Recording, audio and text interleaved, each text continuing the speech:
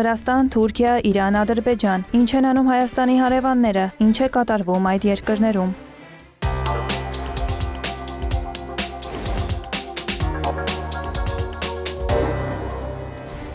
Վրաստանի վարչապետ Իրակլի Կոբախիձեն հանդիպել է Հայաստանի արդարադատության նախարար Սրփուհի Գալյանի հետ։ Վրաստանի կառավարության մամուլի ծառայության տվյալով հանդիպմանը քննարկվել են Հայաստանի եւ Վրաստանի միջև ռազմավարական գործընկերությանն ու բարիդրացիական հարաբերություններին վերաբերող հարցեր։ Կարևորվել է արդարադատության ոլորտում երկրների արդյունավետ գործընկերությունը եւ այդ ուղղությամբ Հայաստանի ու Վրաստանի միջև փորձի փոխանակումը։ Ընդգծվել է Հարավային Կովկասում կայուն խաղաղության հաստատման, ինչպես նաեւ տարածաշրջանի երկարաժամկետ եւ կայուն զարգացման կարևորությունը։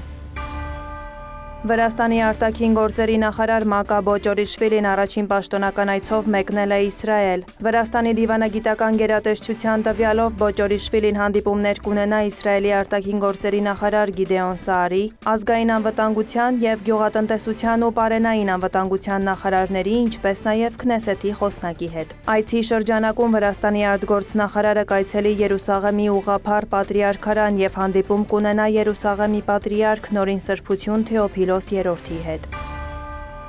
Ուկրաինան պաշտոնապես դիմել է Վրաստանի իշխանություններին, խնդրելով թույլ տալ Վրաստանի նախկին նախագահ Միխայիլ Սաակաշվիլուն բուժման նպատակով տեղափոխել, եթե ոչ Ուկրաինա, ապա գոնե երրորդ երկիր։ Այդ մասին հայտարարել է Ուկրաինայի նախագահի գրասենյակի ղեկավարի խորհրդական Միխայիլո Պոդոլյակը։ Նրա խոսքով Սաակաշվիլուն Վրաստանից տեղափոխելու հարցն Ուկրաինայի օրակարգում է, Կիևն ակտիվորեն աշխատում է այդ ուղղությամբ։ Պոդոլյակի խոսքով նախագահ Վոլոդիմիր Զելենսկին բազմիցս արտահայտել է իր դիրքորոշումը Սաակաշվիլու վերաբերյալ, քանի որ նրան համարում է Ուկրաինայի լիիրավ քաղաքացի։ Օրեր առաջ Վրաստանի նախկին նախագահ Միխայիլ Սաակաշվիլուն դուրս են գրել Թբիլիսիի հիվանդանոցից, որտեղ նա գտնվում էր 2022 թվականից։ Նրան տեղափոխել են Ռուսթավիի բանտ։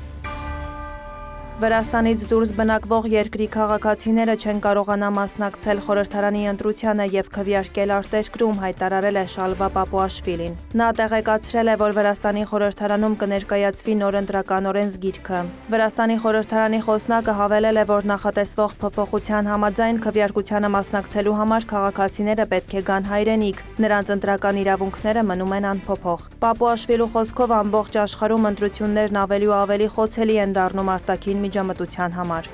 2024 թվականի խորհրդարանական ընտրությունները ցույց տվեցին նաև, թե որքան բաց եւ դաժան կարող են լինել տեղեկատվական եւ քաղաքական ճնշումներն արտերկրից ընտրողների վրա։ Այս առումով անշուշտ կան ազդեցության հատուկ ռիսկեր ոչ ռեզիդենտների, այսինքն Վրաստանի քաղաքացիների վրա, որոնք բնակվում են օտարերկրյա պետությունում եւ գտնվում են օտարերկրյա իրավազորության եւ քաղաքական միջավայրի ազդեցության տակ, որտեղ պետությունն ի վիճակի չէ կանխել միջամտությունը։ Պապուաշվիլու խոսքով ներդրվող մոդելը լիովին համապատասխանում է միջազգային չափանիշներին եւ գործում է այնպիսի երկրներում, ինչպիսիք են Հայաստանը, Իսրայելը, Իռլանդիան, Մալթան։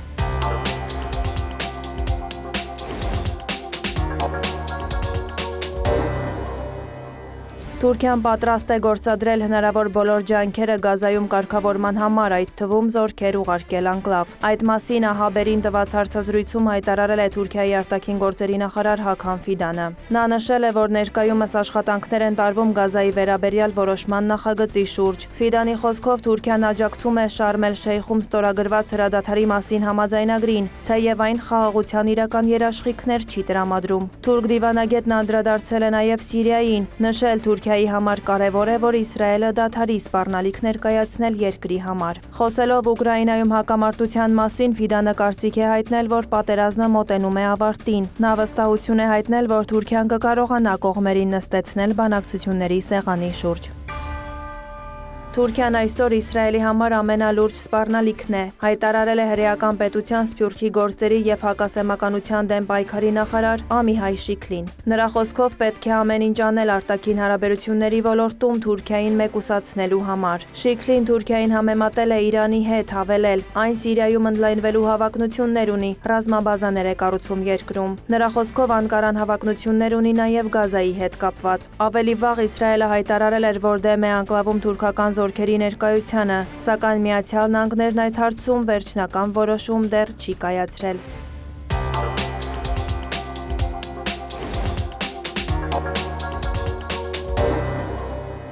Թեհրանը պատրաստ է վերսկսել բանակցությունները Վաշինգտոնի հետ իրանական միջուկային ծրագրի շուրջ, եթե Իրանի ժողովրդին վերաբերվեն արժանապատվությամբ եւ հարգանքով։ Այդ մասին հայտարարել է Իրանի արտգործնախարար Աբբաս Արաղչին, հավելել միջնորդները խնդրում են վերսկսել ԱՄՆ-ի հետ բանակցությունները։ Ոչ թե Իրանն է հեռացել դիվանագիտությունից, այլ Միացյալ Նահանգները եւ արևմտյան երկրներն են միշտ ձգտել իրենց կամքը պարտադրել բանակցությունների ընթացքում։ Դիվանագիտությունը դեռևս կարող է աշխատել, այն մնում է վեճերի լուծման վերջնական գործիքը, բայց դրա չափանիշները, կանոնները եւ սկզբունքները պետք է հարգվեն։ Արաղչիի խոսքով Իրանն ունի ուրանը հարստացնելու անօտարելի իրավունք, որից երբեք չի հրաժարվի։ Նախարարը հավելել է, որ Իրանում ուրանի չհայտարարագրված հարստացում չկա, երկրի բոլոր օբյեկտները գտնվում են ատոմային էներգիայի միջազգային գործակալության մոնիթորինգի ներքո։ Նա վստահեցրել է, որ ներկայումս ուրանի հարստացում տեղի չի ունենում, քանի որ իրանական օբյեկտները վնասվել են 12-օրյա պատերազմի ընթացքում։ Արաղչիի խոսքով նույնիսկ սպառնալիքների եւ ագրեսիայի պայմաններում Թեհրանը պահպանել է միջազգային մարդասիրական իրավունքի նորմերը։ Իրանն Իսրայելի եւ Միացյալ Նահանգների ագրեսիային պատասխանել է խստորեն ՄԱԿ-ի կանոնադրության 51-րդ հոդվածի համաձայն, այսինքն ինքնապաշտպանության անքակտելի իրավունքի շրջանակում։ Միացյալ Նահանգների եւ Իրանի միջև անցկացվել է բանակցությունների 5 փուլ, սակայն գործընթացն ընդհատվել է հունիսին, ԱՄՆ-ի աջակցությամբ Իսրայելի կողմից Իրանի դեմ հարձակումների պատճառով։ Իրանական կողմի նախաձեռնությամբ տեղի է ունեցել Իրանի եւ Ռուսաստանի արտաքին գործերի նախարարների հեռախոսազրույցը։ Ռուսաստանի արտգործնախարարության հաղորդագրության համաձայն Աբբաս Արաղչին ու Սերգեյ Լավրովը քննարկել են տարածաշրջանային արդիական հարցեր, մասնավորապես Պակիստանի եւ Աֆղանստանի միջև հակասությունների լուծմանը նպաստելու ուղիները։ Ատոմային էներգիայի միջազգային գործակալության կառավարիչների խորհրդի բացման նիստի նախաշեմին կողմերն անդրադարձել են նաեւ Իրանի միջուկային ծրագրին։ Նախարարները գոհունակություն են հայտնել տարբեր մակարդակներում երկկողմ շփումների բարձր դինամիկայի կապակցությամբ, որոնք նպաստում են ռուս-իրանական համապարփակ ռազմավարական գործընկերության հետագա ընդլայնմանը, նշել են Ռուսաստանի դիվանագիտական գերատեսչությունից։ Ուկրաինայի միջուկային օբյեկտների վրա հարձակումը միջազգային հանրության կողմից դատապարտվեց, բայց Իրանի հարցում քար լռություն պահպանվեց, հայտարարել է Իրանի արտաքին գործերի նախարարի իրավական եւ միջազգային հարցերով տեղակալ Քազեմ Ղարիբաբադին։ Նրա խոսքով ատոմային էներգիայի միջազգային գործակալության պատմության մեջ նախադեպ չի եղել, որ անդամներից մեկի միջուկային օբյեկտները հարձակման ենթարկվեն։ Նա հիշեցրել է, որ Իրանի բոլոր միջուկային օբյեկտները, որոնք ենթարկվել են հարձակումների, գտնվել են գործակալության խիստ վերահսկողության ներքո։ Ղարիբաբադիի խոսքով դա Թեհրանի դեմ գործող մեխանիզմ է։ Անդրադառնալով ԱՄԳ-ի կառավարիչների խորհրդում Իրանի դեմ բանաձևի նախագծին, Ղարիբաբադին հայտարարել է, նրանք պահանջում էին դադարեցնել ուրանի հարստացումը եւ հրաժարվել Իրանի վերականգնումից։